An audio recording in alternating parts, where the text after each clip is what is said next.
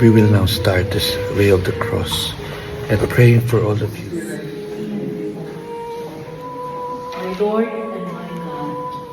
under the loving eyes of our Mother, we are making ready to accompany you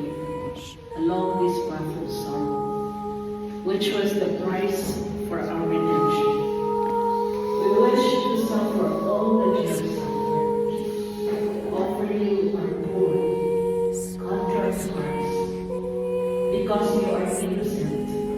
and yet you are going to die for us, who are the only really guilty ones. My Mother, Virgin of Sorrows, help me to relieve those bitter hours which your Son wished to spend on earth,